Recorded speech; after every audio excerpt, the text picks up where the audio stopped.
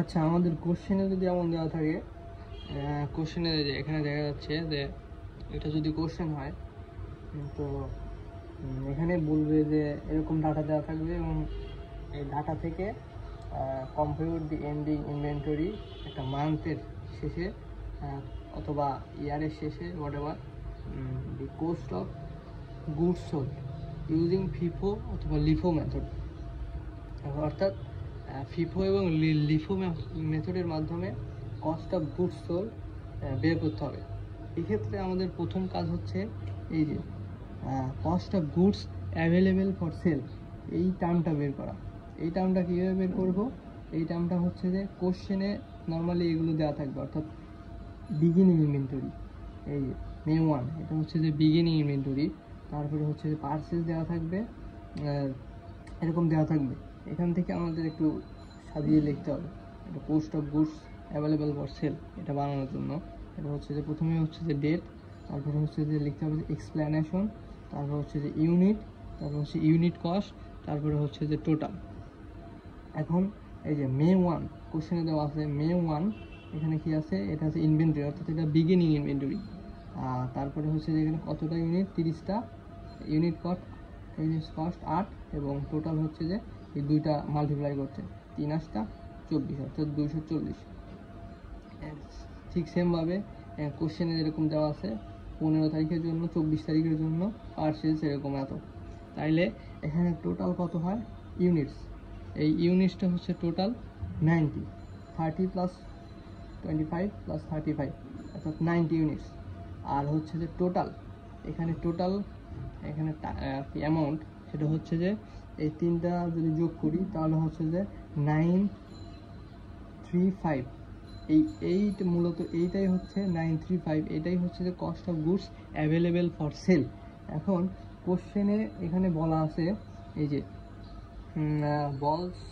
Ballas company uses a periodic inventory system. It record shows the following for the month of May, in which 68 units were sold. তার মানে হচ্ছে যে তার কোম্পানির মোট units ছিল কত? ইউনিটস ছিল হচ্ছে যে 90, অর্থাৎ 90টা। আর 90টার মধ্যে অলরেডি 68টা সেল করে দিছে। তাহলে আমার অবশিষ্ট আছে কয়টা? অবশিষ্ট আসে হচ্ছে যে এই যে 90 মাইনাস 68, অর্থাৎ এগুলো টু এই যে 22। এই 22ই হচ্ছে যে এন্ডিং ইনভেন্টরি বা হচ্ছে যে আনসোল্ড ইউনিটস। এই জিনিসটা সবচেয়ে বেশি গুরুত্বপূর্ণ। এখানে হচ্ছে যে এন্ডিং ইনভেন্টরি বা আনসোল্ড ইউনিট এইটা বের করে নিতে হবে অবশ্যই। এটা কীভাবে বের করছে? টোটাল ইউনিটস থেকে, যেহেতু এখানে কোশ্চেনে দেওয়া আছে 68টা সোল্ড হয়েছে, তাহলে হচ্ছে যে টোটাল থেকে 68 বিয়োগ করে দিলে এন্ডিং ইনভেন্টরি এত পাওয়া যায়। আবার কিছু কিছু কোশ্চেনে সরাসরি এন্ডিং ইনভেন্টরি দেওয়া থাকে, সেক্ষেত্রে এটা আর বিয়োগ করতে হবে না।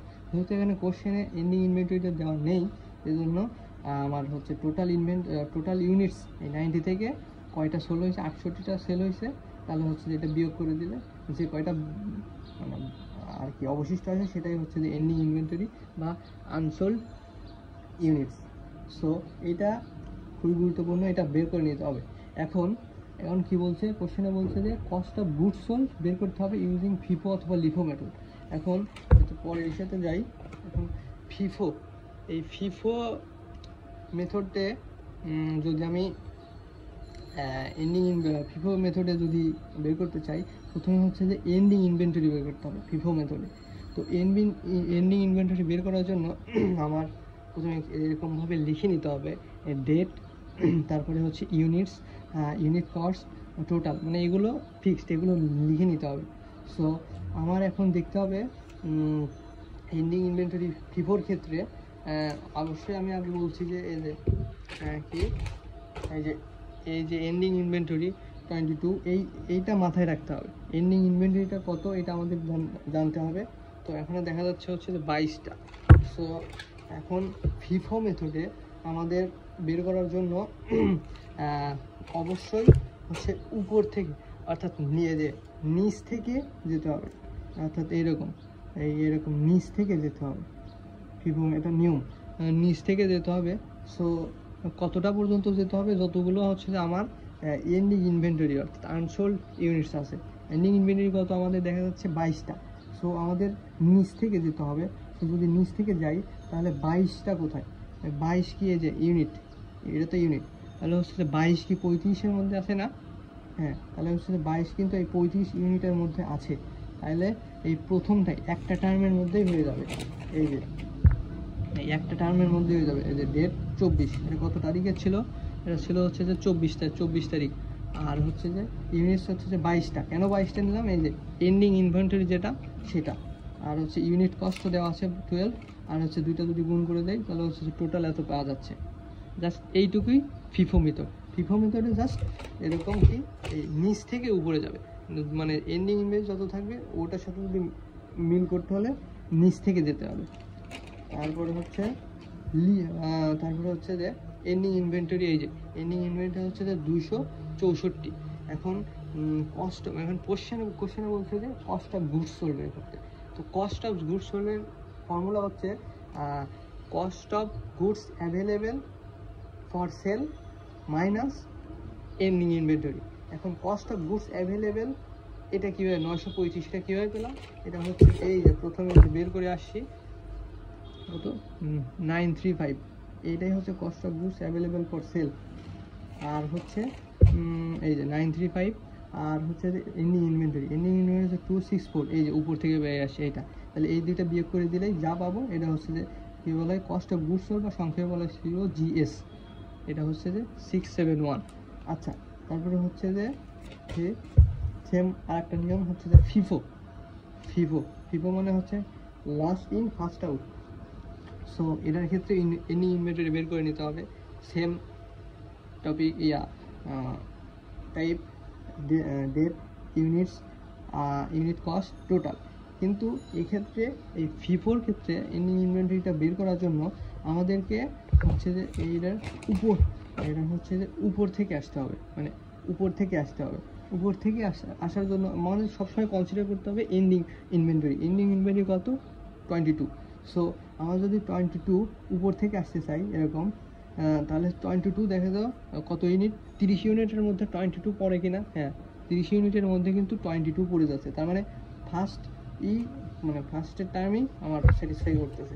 সেক্ষেত্রে আমি লিখে মে 1, এটা হচ্ছে মে 1 ছিল, এই যে মে 1 ডেট, মে 1, এটা হচ্ছে যে কত, এই যে 22 ইউনিটস, আর হচ্ছে যে ইউনিট কস্ট ছিল 8, তাহলে দুটো গুণ করে দিলে 176। এইটা হচ্ছে যে এন্ডিং ইনভেন্টরি পেলাম। এই জন্য লিফোর জন্য 176 পেলাম লিফোর জন্য। সো এখন কোশ্চেনে তো বলছে যে কস্ট অফ গুডস সোল্ড। এখন এটা বের করার জন্য আমার কী করতে হবে? এত ফর্মুলা আছে, cost of goods available for sell minus ending inventory. So cost of goods available এটা তো সেম থাকবে 935।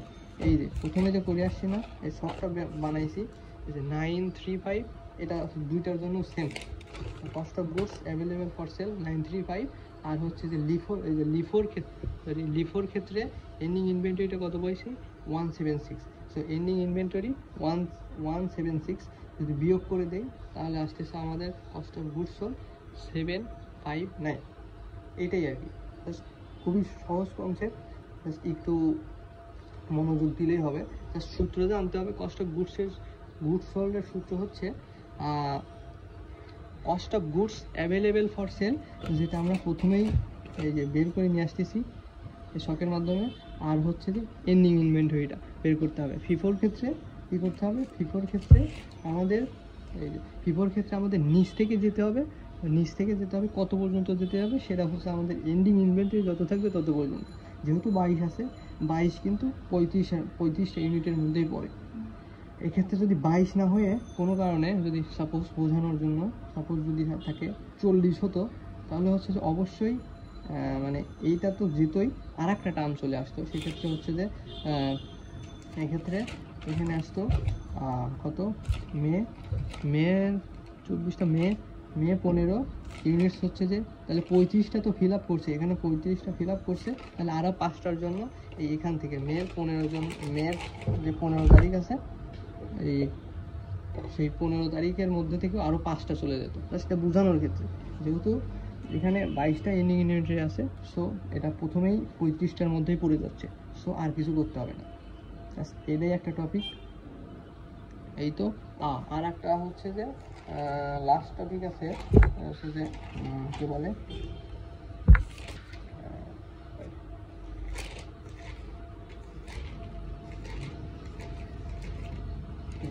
আর একটা আছে হচ্ছে যে এইরকম কত, আচ্ছা আর একটা টপিক হচ্ছে যে এরকম যে কোশ্চেন এরকম দেওয়া থাকবে এবং এখান থেকে হচ্ছে ফাইন্যান্সিয়াল স্টেটমেন্ট বের করতে হবে। হচ্ছে যে এই যে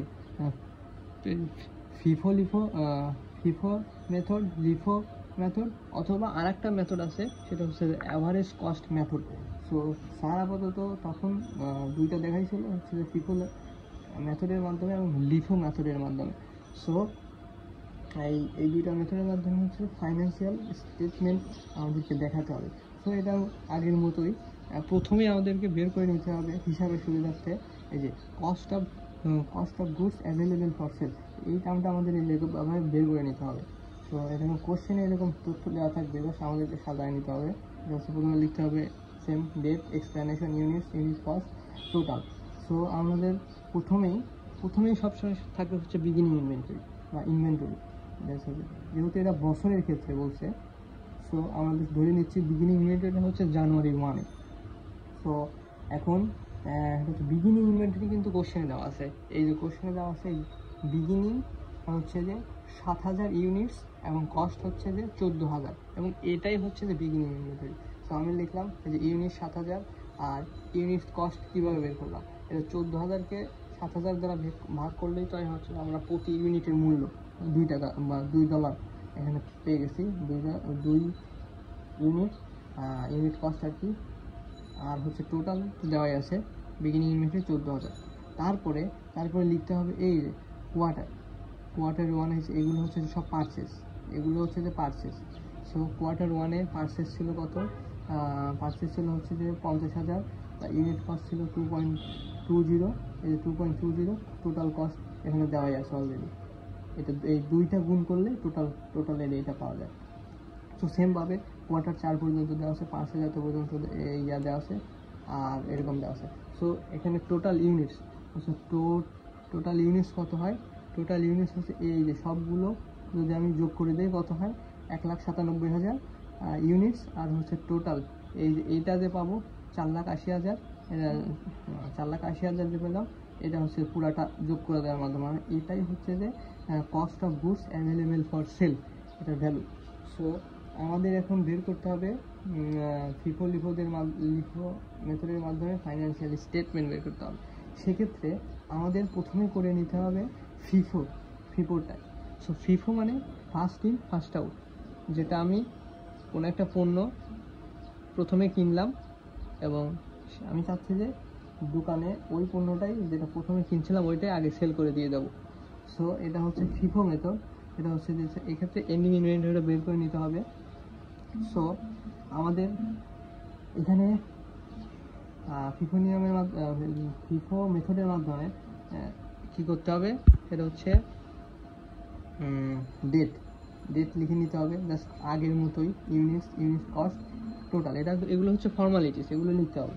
সো আমাদের এখন দেখো ফিফো মেথডের মাধ্যমে এটা হচ্ছে আমরা কি জানি, অবশ্যই নিচ থেকে যাবে, অর্থাৎ নিচ থেকে উঠবে এবং কত পর্যন্ত উঠবে সেটা আমাদেরকে ডিসাইড করবে হচ্ছে কত এন্ডিং ইনভেন্টরি, অর্থাৎ কতটা আনসোল্ড ইউনিট আছে। কোশ্চেনে সরাসরি বলে দেওয়া আছে এন্ডিং 17,000 ইউনিটস। এন্ডিং 17,000 ইউনিটস মানে কি, এন্ডিং 17,000 ইউনিটস মানে এটাই হচ্ছে যে কী বলে আনসোল্ড ইউনিট বা হচ্ছে যে এন্ডিং ইনভেন্টরি এক্ষেত্রে। সো এটা হচ্ছে অবশ্যই কনসিডার করতে হবে। সো এখন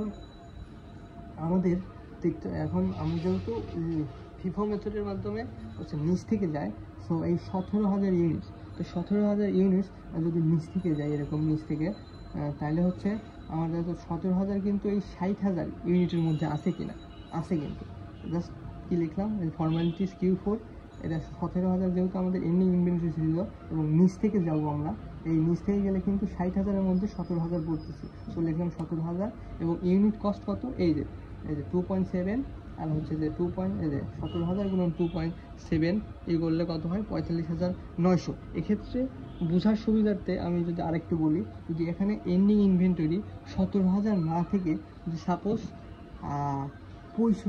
কত 70,000 থাকলো, যদি 70,000 থাকে সেক্ষেত্রে ফিফোর এটা কী হবে, ফিফোর এটা হবে হচ্ছে যে দেখো নিচ থেকে যেহেতু ফিফোর নিয়মে যাবে। সো এখানে 70,000 এন্ডিং ইনভেন্টরির জন্য এখানে আছে কত 60,000।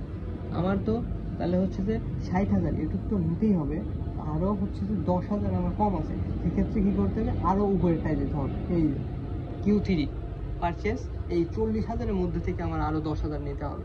অর্থাৎ এখান থেকে Q4 থেকে যে 60,000 পাইছি, আর হচ্ছে আমার আরও 10,000 দরকার, সেক্ষেত্রে Q3 থেকে আমি আরও 10,000 নিয়ে নিলাম, তাহলে 70,000 হয়ে গেল। এটা জাস্ট বোঝার সুবিধার্থে। কিন্তু আমাদের কোশ্চেনে আছে এন্ডিং ইনভেন্টরি 17,000, এক্ষেত্রে 17,000 তো 60,000-এর মধ্যেই আছে, তাহলে একটা নিয়ে নিলেই হবে।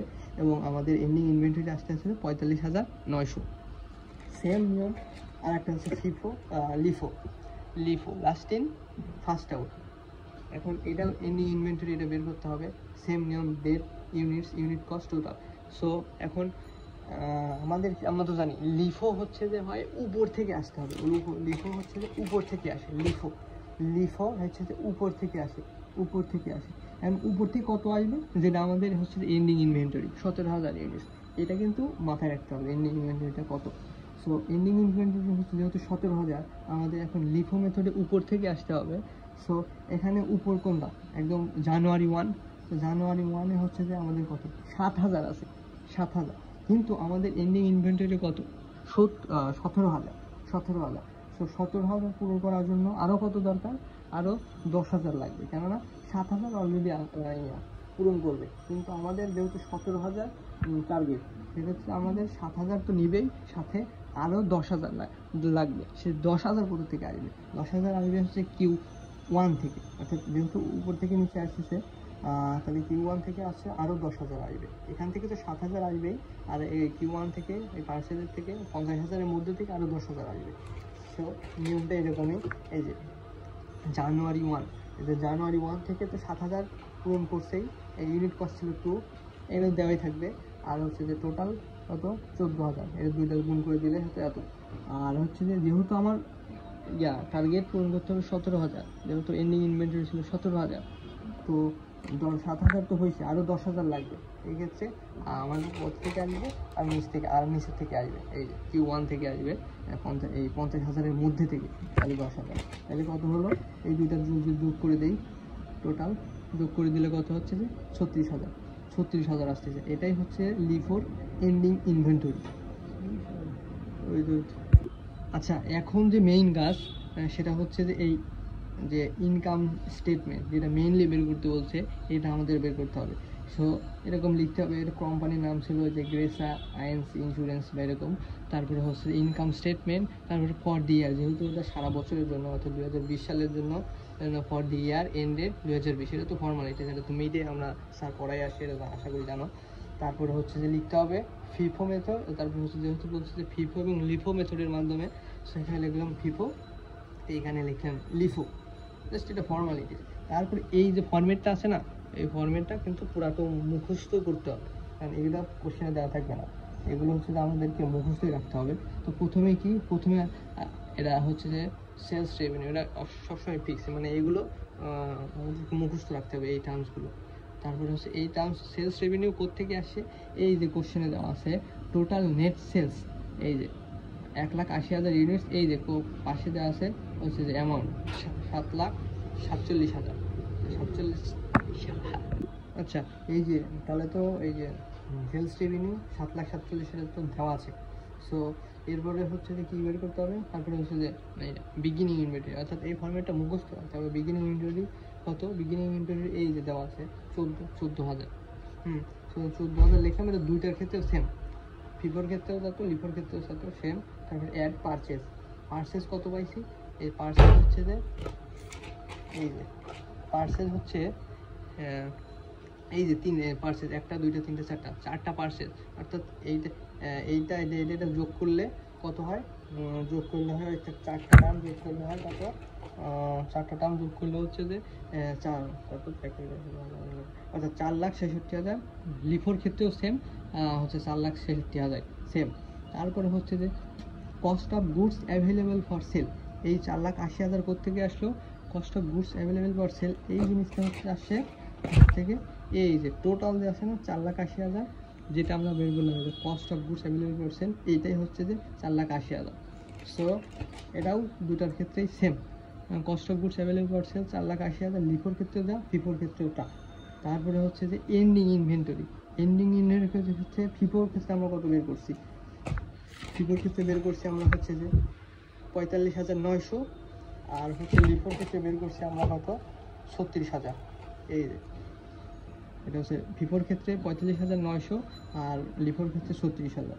সো এখন আমরা তো জানি কস্ট অফ গুডস সোল্ড এর সূত্র হচ্ছে cost of goods available for sell minus ending inventory. So এটা কীভাবে আসে, কস্ট অফ গুডস সোল্ড এটা হচ্ছে আসে এই দুইটা বিয়োগ করে, এইটা থেকে এটা বিয়োগ করলে হয় এই টার্মটা আসে, এই দুইটা থেকে বিয়োগ করলে সেম এরকম, এখান থেকে এটা দুইটা বিয়োগ করলে এই লিফোর ক্ষেত্রে এইটা আসে।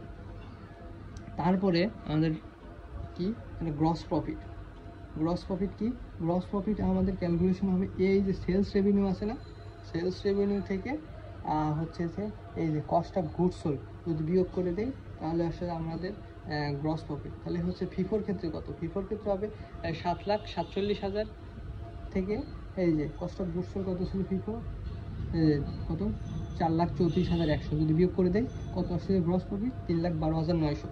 সেম ক্ষেত্রেও লিফোর ক্ষেত্রে এরকমই গ্রস প্রফিট কী করবো, এই যে সেলস রেভিনিউ 7,47,000 থেকে কস্ট অফ গুডস সোল্ড কত ছিল 4,44,000, এটা যদি বিয়োগ করে দেয় এখান থেকে এটা যদি বিয়োগ করে দেয় এই টার্ম আর এই টার্ম যদি বিয়োগ করে দেয় কত আসছে 3,03,000 এটা আসতেছে। অর্থাৎ সেলস রেভিনিউ থেকে যদি আমি কস্ট অফ গুডস সোল্ড বিয়োগ করে দিই তাহলে আমরা আসতেছে গ্রস প্রফিট। তারপরে আসতেছে অপারেটিং এক্সপেন্স, এটা কোশ্চেনে দেওয়া থাকবে, এই যে অপারেটিং এক্সপেন্স ওয়ার 1,30,000, তো 1,30,000 এটা কিন্তু কোশ্চেনে দেওয়া আছে, তো এটা আমাদের নিয়ে প্যারা নাই। তো এটা হচ্ছে অপারেটিং এক্সপেন্স আমি লিখেছিলাম 1,30,000, সো দুইটার ক্ষেত্রে সেম। তারপরে হচ্ছে যে এখন ইনকাম বিফোর ইনকাম ট্যাক্স, হ্যাঁ ইনকাম বিফোর ইনকাম ট্যাক্স এটা কীভাবে আসলো, এখানে আসলো হচ্ছে যে এই যে গ্রস প্রফিট থেকে অপারেটিং এক্সপেন্স যদি বিয়োগ করে দেয় তাহলে আসতেছে হচ্ছে যে ইনকাম বিফোর ইনকাম ট্যাক্স। সেক্ষেত্রে ফিফোর ক্ষেত্রে কত, এই যে গ্রস প্রফিট এত ছিল এইটা থেকে 1,30,000 বিয়োগ করে দিলে আসতেছে 1,82,900। সেম ক্ষেত্রে লিফো এটা কত 3,03,000 থেকে 1,30,000 বিয়োগ করে দিলেই, অর্থাৎ গ্রস প্রফিট থেকে অপারেটিং এক্সপেন্স বিয়োগ করে দিলেই আমার চলে আসতেছে income before income tax. And last one এই দেওয়া আছে ইনকাম ট্যাক্স এক্সপেন্স 40%, এটা কই থেকে বললাম, এটাও কোশ্চেনে দেওয়া আছে। And the companies income tax rate is 40%। So এই যে যদি 40% অ্যান্ড 40% কোনটার উপর, এইটার 40%, এটার 40% যদি করি হয় তাহলে হচ্ছে 73,100। আবার সেম ক্ষেত্রে লিফোরে হচ্ছে 1,73,000 40% কত হয় 69,200। 40%, কোশ্চেনে 30% থাকতে পারে, 50% থাকতে পারে, হোয়াটএভার, যেহেতু এখানে কোশ্চেনে 40% আছে। সো এই ইনকাম বিফোর ইনকাম ট্যাক্সের এইটার 40% কত হয় 73,000, আবার হচ্ছে 1,73,000-এর 40% কত হয় 69,200, এরকম পার্সেন্টেজ করে দিলে হবে। এখন জাস্ট লাস্টে নেট ইনকাম কী হলো, নেট ইনকাম হলো এই যে লাস্টের দুটো বিয়োগ করে দেবো, কোনটা income before income tax minus হচ্ছে যে ইনকাম ট্যাক্স এক্সপেন্স, এই দুইটা বিয়োগ করে দিলেই এইটা আসতেছে, আবার এখান থেকে এটা বিয়োগ করে দিলে এটা আসতেছে। জাস্ট এইটুকুই, এই পর্যন্তই।